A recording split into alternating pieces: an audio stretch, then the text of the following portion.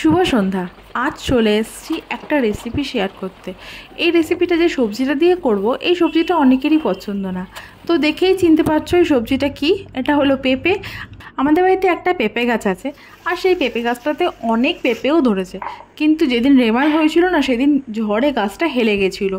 তো সেই জন্য আমি ভাবছিলাম কি যে কটা পেঁপে পেরে নিয়ে আসলে ভালো হয়। তো আমি আমার কর্তামশাইকে বললাম যে তুমি গিয়ে কটা পেঁপে পেরে নিয়ে আসো।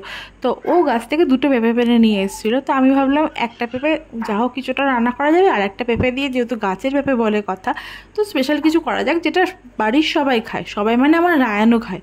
সেদিন ভেবে উদ্ধার করতে পারিনি, তার দু একদিন পরে রান্না করেছিলাম। কিন্তু গাছের পেঁপে তো এতটাই টাটকা যে দু একদিন পরেও পেঁপেটা ভীষণ টাইট ছিল। আর পেঁপের খোসা এত মানে মোটা যে ওটা ছাড়াতে গিয়ে বারবার করে পিলারের মধ্যে খোসা আটকে যাচ্ছিলো। যাই হোক, প্রথমে ছোটো ছোটো টুকরো করে কেটে নিয়েছিলাম, তারপরে খোসা ছাড়িয়ে নিয়েছিলাম। আর পেঁপের সামনের দিকে যে দানাগুলো ছিল সেই পোর্শনটা ভালো করে পরিষ্কার করে নিয়েছিলাম। এরপরে শুরু করলাম গ্রেট করা পেঁপেটাকে। পুরো পেঁপেটাকেই আমি গ্রেট করে নিয়েছিলাম। আমার এই গ্রেটারটার মধ্যে অনেকগুলো অপশান থাকায় আমি একটু ভালো করে দেখে নিলাম যে কোনটাতে গ্রেট করলে আমার রান্নাটার সাথে মানানসই হবে। তো আমার গ্রেট করা হয়ে গেছে। এই যে কি সুন্দর, পুরো চাউমিনের মতো লাগছে। এটাকেই মাখা করেও খাওয়া যায়, কিন্তু খুব টেস্টি লাগবে। যাই হোক, এখন আর মাখা করছি না। এখন এদিকে মিক্সির জারের মধ্যে নিলাম একটা গোটা টমেটো আর একটা কাঁচা লঙ্কা, আর সাথে নিলাম 1 চামচ গোটা জিরে। এটাকে ভালো করে পেস্ট করে নেব। আমরা কম ঝাল খাই, তাই একটা লঙ্কা। যদি কেউ বেশি ঝাল খেয়ে থাকো তাহলে বেশি লঙ্কা দেবে। তো আমার পেস্ট রেডি হয়ে গেছে। এবার কড়াইটা গরম হয়ে গেছে, আর ওর মধ্যে দিয়ে দিলাম সর্ষের তেল। তারপরে দেবো একটা তেজপাতা আর একটা গোটা শুকনো লঙ্কা আর সামান্য একটুখানি গোটা জিরে, এটা ফোড়ন।